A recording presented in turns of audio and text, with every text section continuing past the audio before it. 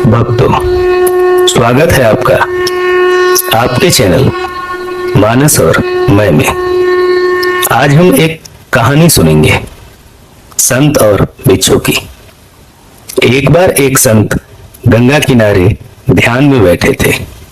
उन्होंने देखा कि एक बिच्छू पानी में गिर गया है और बह रहा है। संत ने तुरंत अपना हाथ बढ़ाकर उसे बचाने की कोशिश की, लेकिन बिच्छू ने उन्हें जोर से डंक मार दिया।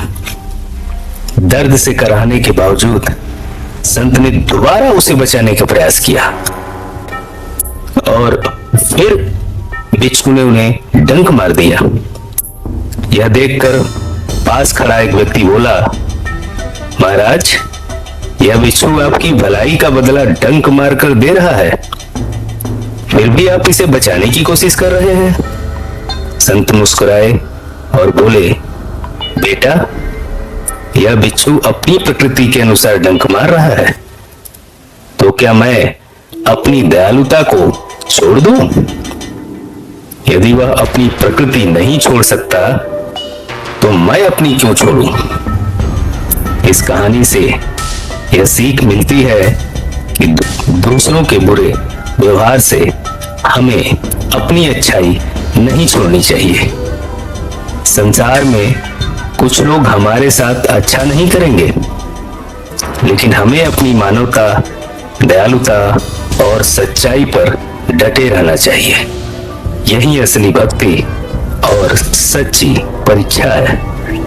भक्तों, ईश्वर की योजना कुछ ऐसी होती है कि वह ईश्वर ही जानता है। एक बार एक राजा बहुत धार्मिक था, लेकिन उसकी जिंदगी में कई परेशानियां चल रही थी। उसने अपने गुरु से पूछा, गुरुदेव, मैं ईश्वर की इतनी भक्ति करता हूं, फिर भी मेरी जिंदगी में इतनी मुश्किलें क्यों हैं? गुरु मुस्कुराए और बोले, राजन, तुम्हारे सवाल का जवाब कल मिलेगा, लेकिन पहले मेरे साथ जंगल चलो। राजा अपने कुछ सैनिकों के साथ गुरु के साथ जंगल में गए। रास्ते में गुरु ने एक बड़ी चट्टान देखी और राजा से कहा, इसे हटाओ। राजा और उसके सैनिकों ने कड़ी मेहनत करके चट्टान हटा दी।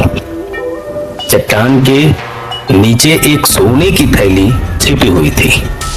गुरु बोले, देखो राजन, यह सोना तुम्हारे लिए पहले से रखा गया था, लेकिन जब तक तुमने चट्टान नहीं हटाई तब तक इसे नहीं पा सके। राजा ने आश्चर्य से पूछा, गुरुदेव, इसका मेरी समस्या से क्या संबंध है? गुरु बोले, राजन, हमारी जिंदगी में भी कई कठिनाइयां चट्टानों की तरह आती हैं। हम परेशान होते हैं, लेकिन असल में ईश्वर ने उन कठिनाइयों के पीछे हमारे लिए कुछ बड़ा रखा होता है। अगर तुम धैर्य और मेहनत से इन कठिनाइयों का पार करोगे तो तुम्हें भी अपना छुपा हुआ खजाना मिलेगा। इस कहानी से हमें यह सीख मिलती है कि कभी कभी कठिनाइयां हमें परेशान करने के लिए नहीं, बल्कि हमें कुछ बड़ा देने के लिए आती हैं। हमें धैर्य और विश्वास बनाए रखना चाहिए, क्योंकि हर समस्या के पीछे कोई न कोई आशीर्वाद छिपा ही होता है।